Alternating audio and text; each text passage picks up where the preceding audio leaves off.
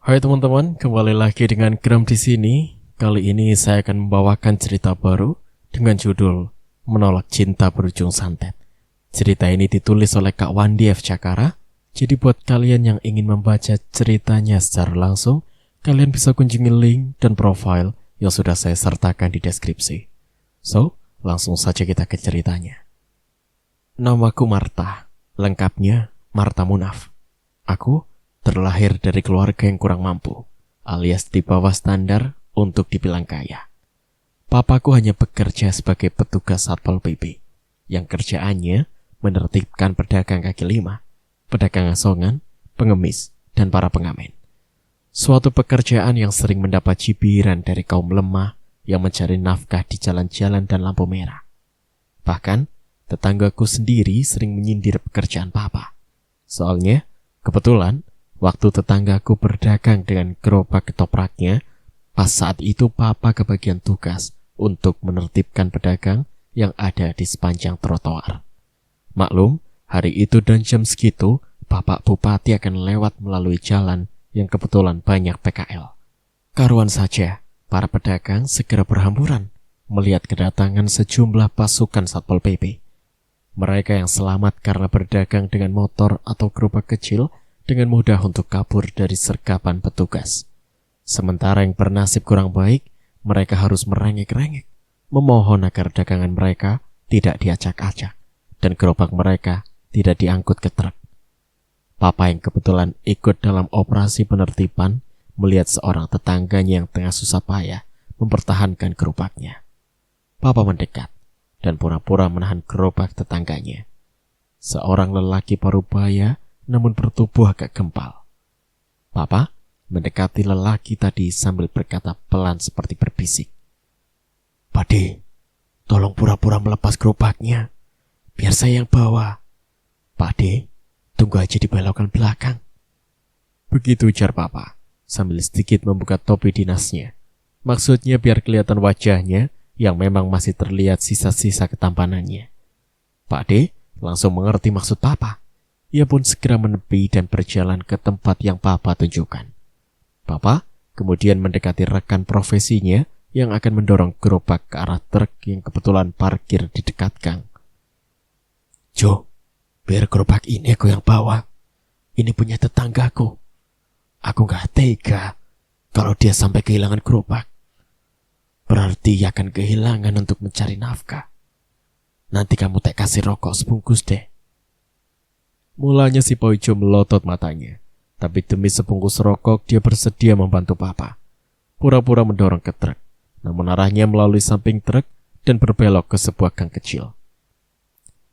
"Hitung-hitung kita beramal, Jo." "Alah, ini bukan soal amal, San, tapi demi sebungkus rokok." Hehehe. Balas Poijo sambil tertawa kecil. "Ya wes, berarti aku hutang rokok sebungkus. Toh, yuk kita kerja lagi. Jangan sampai komandan curiga." Begitulah suka duka yang Papa alami. Bukan hanya satu atau dua kali, Papa harus merogoh kocek sendiri demi menyelamatkan dagangan tetangga yang nyaris terkena razia. Memang tetangga yang pernah ditolong Papa juga punya toleransi. Mereka datang silaturahmi ke rumah dengan membawa sedikit oleh-oleh untuk Papa. Ya, kebanyakan sih mereka membawakan dagangan mereka yang tadi sempat selamat dari razia dan tidak sampai dinaikkan ke atas truk. Namun ada juga yang mencibir. "Mentang-mentang jadi Satpol PP, udah pura-pura gak lihat tetangga sendiri kena jaring. Sombong tuh si Sanusi, keterlaluan." Dan kalau sudah begitu, Papa hanya mengelus dada. "Lah, gua kan lagi tugas. Kalau gue membantah perintah ya udah jelas gue kena teguran. Diskors atau kemungkinan besar pasti dipecat. Gue juga kasihan sama mereka semua. Mereka pedagang kecil yang mengandalkan mencari rezeki buat keluarga. Mereka cuma punya gerobak. Gerobak juga bikinnya pakai duit. Kadang sampai jutaan. Nah kalau gerobaknya sampai disita dan harus menebus kembali, itu berarti mereka harus keluar duit lagi. Belum lagi dagangan yang hancur karena terpaksa gerobaknya digulingkan oleh petugas." Papa sempat merenungi pekerjaannya itu dan bertanya dalam hati kecilnya, apakah aku telah banyak berbuat salah karena telah banyak merugikan orang lain. Apakah pekerjaanku ini mulia? Membantu menertibkan situasi agar terlihat indah dan tertibnya sebuah kota. Papa pernah berpikir untuk mencari pekerjaan lain, namun bukanlah sesuatu yang mudah. Papa pernah keluar dari pekerjaannya di sebuah pabrik, karena pada saat itu pabrik tersebut dalam kondisi memprihatinkan. Papa kena PHK lebih dulu, sebelum akhirnya pabrik itu mengalami kebangkrutan. Memang gak enak jadi putri seorang petugas Satpol PP. Ya, kalau petugas kepolisian atau tentara jelas dihormati, walau ada juga yang masih bisik-bisik. Biasanya sih orang yang kena tilang. Awas, ada putri Satpol PP lewat, sindir seorang ibu yang kebetulan suaminya pedagang asongan. Suaminya pernah kena razia. Itu salah dia tuh, orang dagang kok sambil tidur, jadi dia gak tahu pas razia dikelar. Aku hanya membalas dengan senyum yang sengaja kubuat semanis mungkin. Tapi yang namanya orang terlanjur benci, ya gitu deh. Dia malah membalas dengan mencibir. Udah tahu bibirnya bimoli, bibir monyong 5 senti. Masih pakai main pelengas-pelengos, persis ikan gurame yang kekurangan air. Mending ya mama aku lah. Dia juga berjualan tapi di pasar, kan aman. Paling juga dimintain karcis retribusi yang gak gede-gede amat. Emang sih jualan di pasar itu terlalu banyak saingan. Apalagi jualan mama itu gak terlalu besar, gak terlalu komplit gitu. Jadinya banyak pembeli yang berubah haluan mencari warung lain yang lebih komplit. Pelanggan mama, mereka sudah tahu kalau harga-harga di warung mama cukup murah dan standar pasar. Mereka tetap berlangganan. Kalaupun ada yang kurang, mama bisa mengambil dari agen yang sudah memasok dagangan mama sejak dulu. Terus gimana dengan aku sendiri? Aku tuh ya, dari sekolah dasar sampai SMP udah biasa aja berjuang mencari receh. Artinya udah gak malu-malu buat mencari uang jajan sendiri. Setiap pulang sekolah, aku mungkin berganti pakaian dulu kali ya. Minum, dan kalau ada nasi ya makan dulu lah. Setelah itu datang ke rumah Bude Rumi. Ia seorang pedagang gorengan di rumahnya sendiri. Nah, aku menyiapkan baskom plus kantong kresek, lalu menghitung jumlah gorengan yang akan aku jajakan. Area perjalanan karirku bukan cuma keliling kampung saja, tapi masuk ke pasar jika dagangan yang aku bawa masih banyak yang tersisa. Aku pikir daripada harus mengembalikan dagangan itu kan, kasihan sama Bude. Lebih baik aku operal saja. Yang penting pas modal kan. Dan Bude sama sekali gak marah. Ia malah mendukung usahaku itu agar Bude tidak rugi besar. Coba bayangin, kalau gorengan gak laku atau masih tersisa banyak, buat apa? Dimakan oleh keluarga sendiri tentu gak habis. Paling ya itu, Bude, walau dengan sedikit berat hati, dia membagi-bagikannya kepada tetangganya. Hitung-hitung amal katanya. Sampai menginjak SMP aku masih suka dengan berkeliling. Terkadang aku membawa gorengan ke sekolah dengan jinjingan plastik dan menawarkan dengan teman-temanku. Sampai pernah aku mendapat teguran dari guru kalau aku tidak boleh berjualan di dalam kelas, dan mereka memperbolehkan aku untuk berjualan cukup di halaman saja. Beruntung ibu pemilik kantin mau menampung daganganku, dan aku membayar setelah jam bubaran sekolah. Sekarang, aku udah gak sekolah lagi. Udah lulus SMA, dan pernah bekerja di sebuah minimarket. Tapi cuma sebentar, karena minimarket itu kalah saing dengan minimarket yang sudah punya nama. Untuk beberapa lamanya, aku gak ada kerjaan, dan hari-hariku kuhabiskan dengan membantu mama di pasar. Nah, disinilah aku mulai mengenal yang namanya cinta. Kok cinta ya? Ya iyalah. Namanya juga cerita remaja. Kan remaja itu gak pernah jauh dari kata cinta. Remaja itu memang gudangnya cerita cinta. Yang katanya indah lah, romantis lah, penuh warna dan sebagainya. Tapi ujung-ujungnya nangis juga. Pacar gak apel malam minggu, nangis. Chat gak dibales, sedih. Lihat pacar jalan sama cewek lain cemburu. Padahal cewek itu mungkin hanya saudaranya atau tetangganya yang minta antar sekedar beli cemilan atau memang ada keperluan lain yang mendesak. Dan semua makhluk hidup pasti pernah merasakan jatuh cinta. Ada yang bahagia karena mereka memang sudah ditakdirkan berjodoh, dan banyak juga yang gagal, sehingga menimbulkan rasa frustasi, bahkan ada juga yang trauma dengan kata cinta. Aku mengenal Teguh di pasar. Kebetulan pagi dini hari, aku membantu mama untuk membuka warung dan menata dagangannya. Nggak tahu kenapa, kok pagi ini tiba-tiba pengen bantuin mama aja. Padahal sebelumnya, paling juga sekitar jam 8 baru aku ke warung. Alasannya mungkin hari ini papa kan libur, jadi aku nggak perlu bikin sarapan atau kopi dulu lah. Papa bangun aja jam 8, itu memang sudah jadi kebiasaan papa jika hari libur. Setelah menata dagangan biar kelihatan menarik, mama tiba-tiba perutnya terasa mules. "Tah, kamu nunggu warung dulu ya. Mama mau ke toilet dulu. Mules," katanya. "Oke, Mah," balasku. Melihat mama yang sedikit terburu-buru sambil memegang perutnya, daripada iseng sambil nunggu pembeli, aku mengambil handphone dan mencari lagu favoritku. Tengah asik dengerin musik sampai kepala manggut-manggut. "Oi, ada rokok gudang garam merah nggak?" Aku rada kaget sehingga denger tuh suara. Mantep, kayaknya pas kalau jadi MC. "Apa, Pak?" tanyaku. "Kok apa sih? Apa lu kira gue udah bapak-bapak?" Set, nadanya agak tinggi. Rada emosi kali ya. Iya om. Bang, nyari apa?" tanya aku mengulang. "Terserah lu mau panggil apa. Ada rokok gudang garam merah nggak?" "Oh, ada. Mau berapa bungkus, Bang?" "Satu aja. Sekalian sama korek gasnya." Aku segera memberikan rokok dan korek api gas. "Kalau super mie ada?" "Ada. Mau berapa?" "5 aja. Sekalian sambal tomat dan kecap." "Oke. Ada lagi, Bang?" "Udah itu aja." Kemudian aku menghitung total harga dan memasukkan ke dalam kantong kresek. Cowok tadi memberikan selembar uang kertas 100 ribuan. Lalu aku memberikan uang kembaliannya. "Abang anak kos ya?" tanyaku asal. Diam-diam aku memperhatikan wajahnya yang lumayan tampan. "Kok lu tahu kalau gue ngekos?" Cowok itu balik tanya. Anak kos itu kan udah identik sama mie instan. Benar juga sih. Ngomong-ngomong, lu bangun jam berapa? Jam segini udah buka warung? Jam berapa ya? Tahu deh, aku lupa. Memangnya kenapa? Apa nanti di sekolah nggak ngantuk? Sekolah? Itu udah masa lalu buatku. Begitu banyak kenangan saat aku duduk di kelas terakhir. Batinku. Loh, kok malah nyengir sendiri? Aku udah gak sekolah.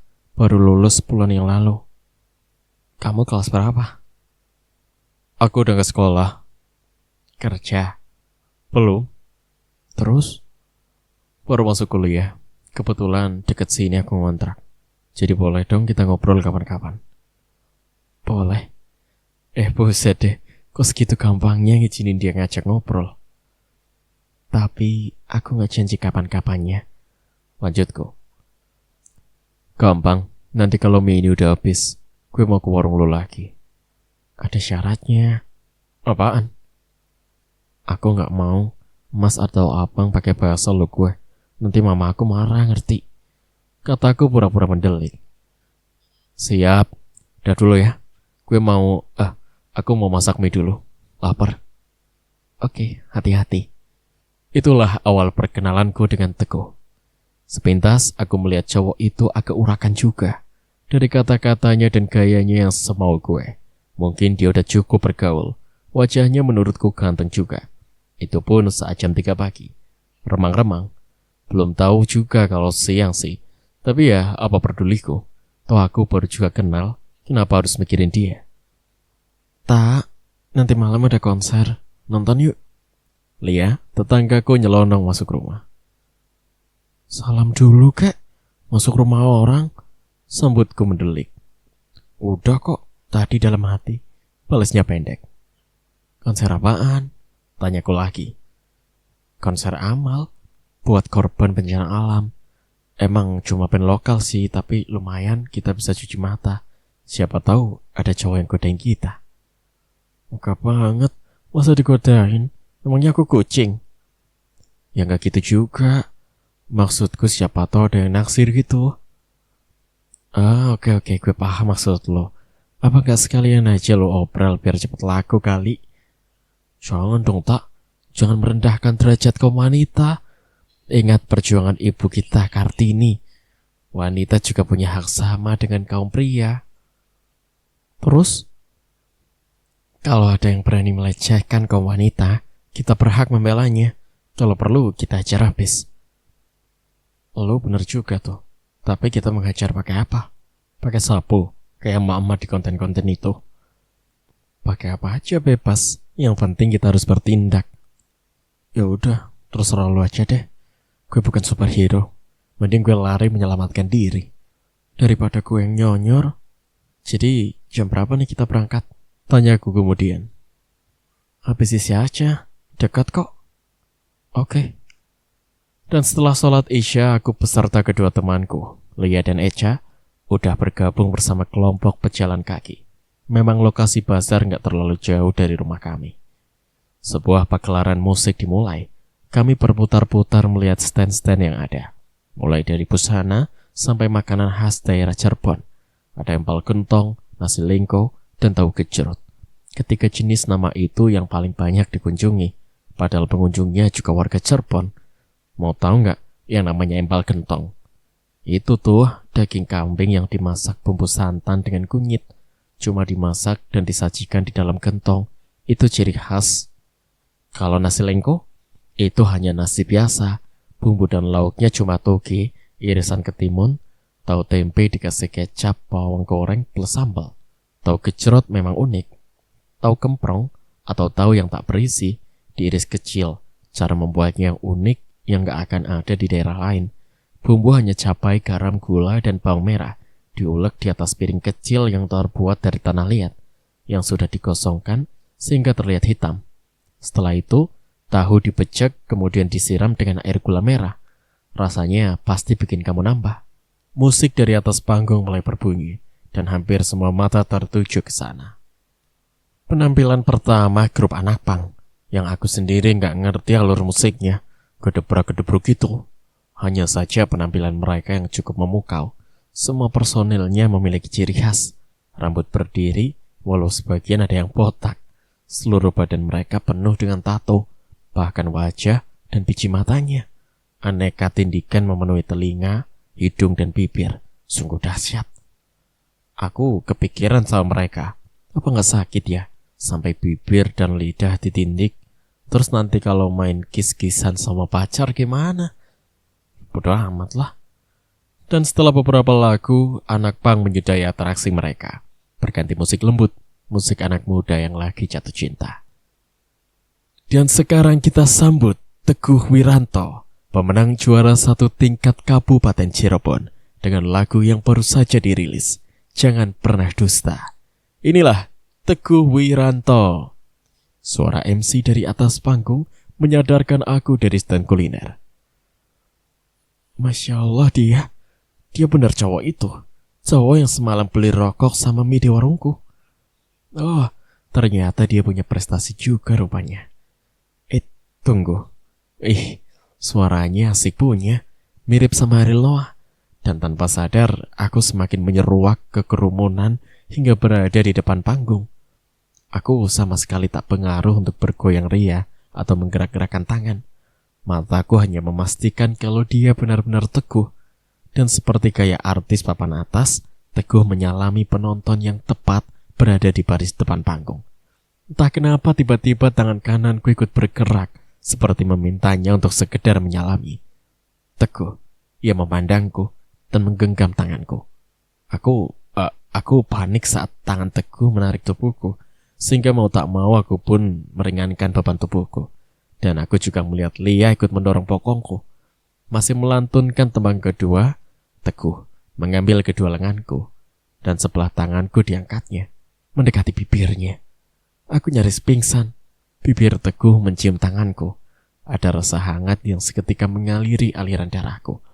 Aku menatap matanya yang indah, dan Teguh menyorongkan mic-nya kepadaku, agar aku ikut bernyanyi bersamanya. Usai lagu yang ia bawakan, Teguh mengajakku turun lewat belakang panggung. Di sana kami berdua akhirnya menikmati suasana malam itu dengan obrolan singkat namun menggores kenangan tersendiri di hatiku. Karena bagaimanapun, perkenalanku dengannya terlalu singkat. dan tak pernah akan terlupakan. Sebab seumur hidup, baru pertama kalinya aku naik ke atas pentas bernyanyi dengan seorang cowok. Mulai pertemuan malam itu, Teguh hampir setiap jam 3 dini hari datang ke warung sembako ibu. Dan seperti biasa, ia membeli keperluan untuk makan, seperti mie, beras, dan beberapa bumbu penyedap. Yang paling tak pernah ia lupakan, tentu saja kopi dan rokok, seperti juga pagi ini. Teguh seperti biasa memesan apa yang ia butuhkan. Namun kali ini, ada yang berbeda. Ia mulai menanyakan tentang ibuku. Ibu kamu kemana? Belum datang, mungkin masih sibuk di rumah. Aku tuh ya, gak nyangka banget deh sama kamu. Maksud kamu? Ya, gak nyangka aja kalau kamu ini artis. Kamu tahu gak, waktu kamu tarik tanganku untuk naik ke pentas, aku tuh sempat nervous juga. Ya, pokoknya grogi gitu. Tapi setelah kamu ajak nyanyi bareng, perasaan itu hilang. Malah aku terbawa suasana musik. Tapi, aku tak langsung bertanya. Tapi kenapa? Tanyanya. Kenapa sih kamu pilih musik daerah? Kenapa nggak yang lagi hits? Ya pop atau apalah yang lebih bergengsi? Nggak apa-apa. Yang penting aku bisa tampil dulu. Bisa diterima oleh masyarakat. Aku mau mencari jati diriku. Ke arah mana bakatku akan aku kembangkan. Ya pokoknya dari nol deh. Lagi pula lagu daerah ini juga nggak sepenuhnya daerah. Masih ada unsur dangdut nasionalnya. Dan yang paling penting, aku mau ajak kamu jalan-jalan. Itu juga kalau kamu mau. Kemana? Tanya aku tak sabar. Ada rasa senang mendengar kata jalan-jalan. Rasanya kok aku kayak dianggap anak kecil gitu. Pertunjukan rumah hantu. Kamu berani gak? Hah? Rumah hantu? Ini cowok gak romantis banget sih. Masa mau nakut-nakutin? Oh, mungkin biar aku takut, terus aku kan bisa dia peluk. Dasar. Gimana? Berani gak? Tanyanya memastikan. Gimana ya? Aku pikir-pikir dulu deh. Kataku memberi alasan. Yaudah, nanti aku jemput. Sekarang total dulu semua yang aku beli. Kemudian aku menjumlah keseluruhan belanjaan, lalu menyodorkan pon kepadanya. Masih ada sisa, lumayan. Ambil aja buat kamu, kata Teguh sambil menyodorkan selembar uang kertas ratusan ribu. Ini kembaliannya masih banyak loh. Ambil aja, hitung-hitung bayar ngobrol. Kamu kira aku pelayan warung kopi? Ya iya, ini kopinya. Udah ya, aku pulang dulu. Oke, makasih ya. Teguh hanya mengangguk, kemudian berlalu meninggalkan aku yang terheran-heran dengan sikapnya. Hari Sabtu, berarti malamnya malam Minggu. Ada pesan masuk dari Teguh. Rumah kamu sebelah mana? Ini aku udah di pertigaan, di bawah lampu PJU. Aku gak balas pesannya, tapi langsung keluar dari rumah. Memang rumahku pas di bawah lampu PJU itu. Hei, sini. Aku memanggilnya. Teguh menghampiri, dan aku menyuruhnya duduk dulu. Kemudian aku masuk mengambil minum untuknya. Diminum dulu kok. Sebenarnya kamu mau ngajak aku kemana? Tanyaku tak sabar. Rumah hantu, seperti yang aku bilang kemarin. Enggak aku gak berani. Nanti aku bisa pingsan ngeliat hantu. Kan cuma hantu bohongan. Lagian kalau kamu pingsan kan ada aku. Enggak gimana kalau kita ke bioskop aja, nonton film horor yang judulnya Beranak dalam Sumur. Bintangnya Susana. Kayaknya serem tuh. Katanya takut hantu, tapi malah mau nonton film horor. Kalau di film kan cuma gambar, beda sama di rumah hantu. Dia bisa menyentuh dan nangkep aku. Oke deh, kita nonton jam 9 aja deh. Ngomong-ngomong, mama kamu mana? Aku belum pernah ketemu sama camar aku. Hah? Camar? Teguh. Kenal juga baru 2 hari udah nyebut camar. Konyol juga. Apa kamu mau langsung lamar aku, Kok ngepet banget nanyain mama? Teguh hanya tersenyum mendengar gurauanku. Akhirnya, aku masuk menemui mama dan mengajaknya untuk mengenalkan Teguh. Selamat malam, Tante. saya teman Marta. Teguh langsung mencium tangan Mama. Duh, sebisanya dia mengambil hati Mama. Oh, jadi kamu toh yang namanya Teguh. Pantes saja Marta ngomongin kamu terus. Ganteng. Seloroh Mama membuat aku tersipu malu. Tante bisa aja. Kalau Tante izinin saya mau ngajak Marta nonton bioskop. Katanya dia senang sama film horor. Ya boleh aja. Yang penting pergi mulus, pulang juga harus mulus. Dan jangan lupa martabak sayurnya, kata Mama bergurau. Dan tentu saja kami berdua tertawa.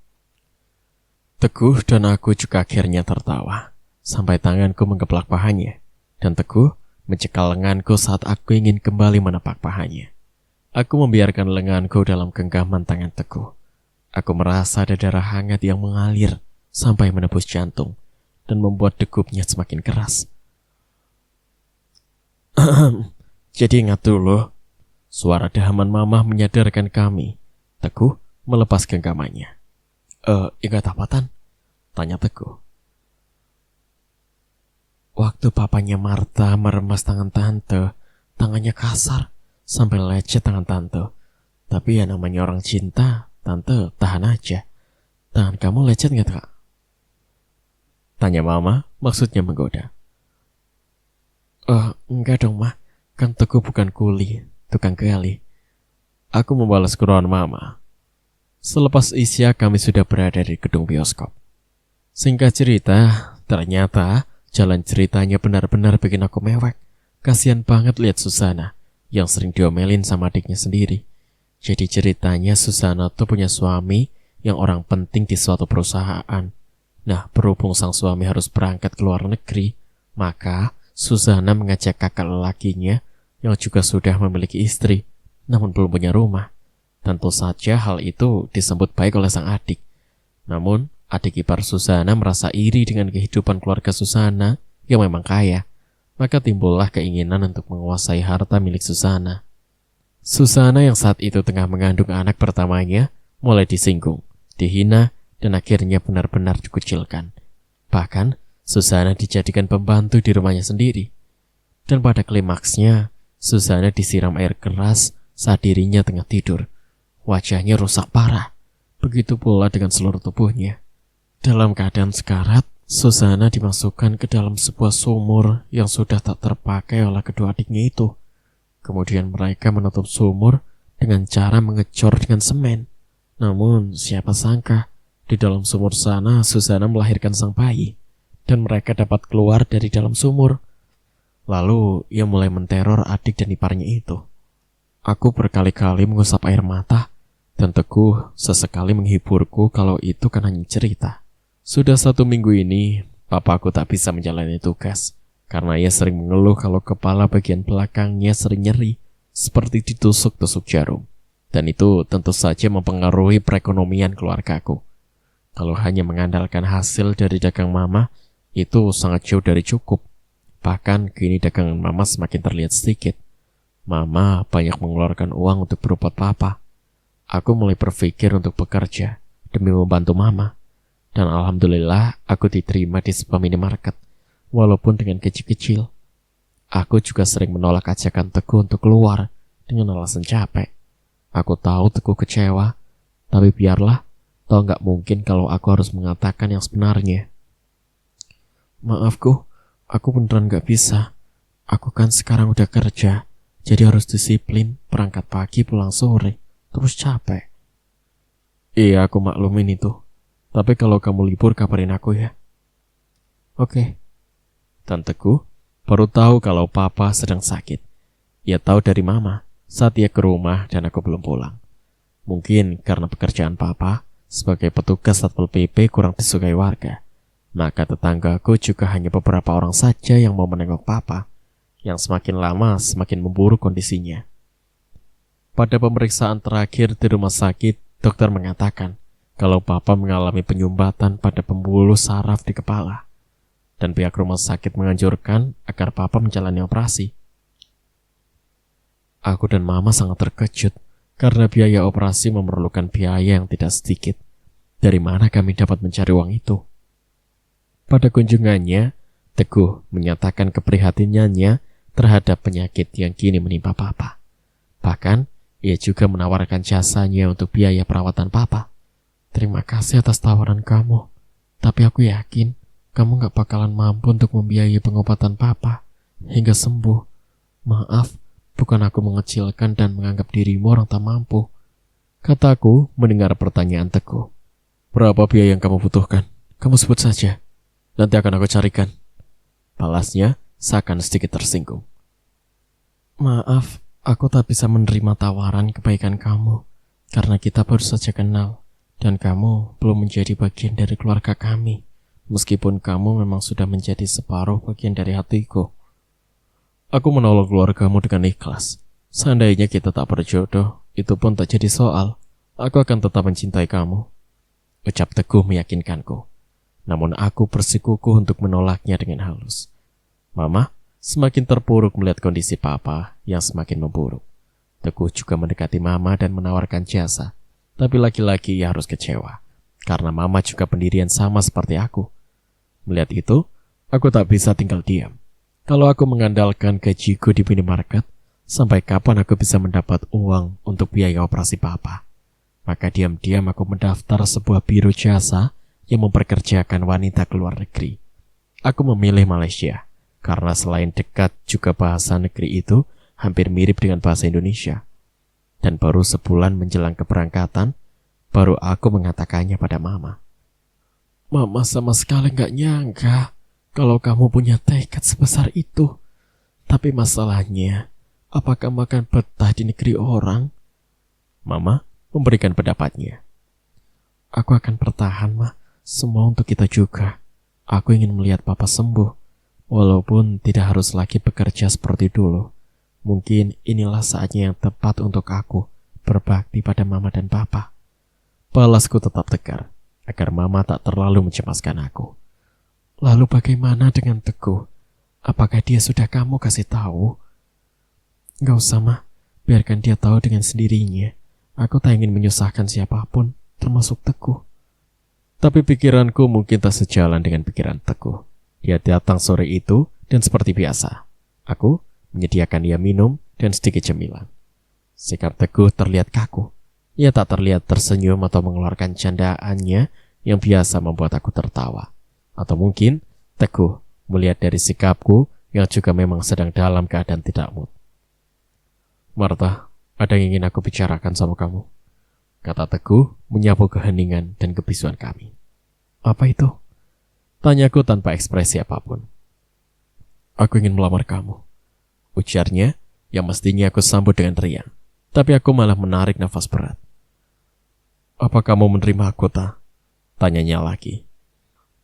Teguh, apa kamu kira pernikahan itu sangat penting? Enggak, aku lebih mengutamakan kebahagiaan Papa. Jika dia bisa hidup normal kembali. Lagi pula, aku sudah bosan hidup miskin. Masa aku harus lebih berlangsak lagi hidup bersama kamu yang juga miskin seperti aku? Maaf, aku bukan merendahkan kamu. Aku tahu mungkin orang tua kamu itu kaya, bisa menyekolahkan kamu, bahkan sampai kuliah. Tapi kamu sendiri, kamu bisa menghasilkan apa? Kalaupun kamu jadi artis itu hanya lokal dengan bayaran yang sangat minim. Jadi nanti aja yang lamar aku, kalau kamu sudah kaya. Kata-kataku tentu teramat menohok dan membuat dia tersinggung. Bukankah aku sudah bilang, berapa uang yang kamu butuhkan? Aku memang belum bekerja, tapi harta ayahku tak akan habis kita makan sampai 7 turunan. Sungguh jawaban yang mengejutkan. Sekian untuk part kali ini, nantikan kelanjutan ceritanya di part berikutnya. Terima kasih.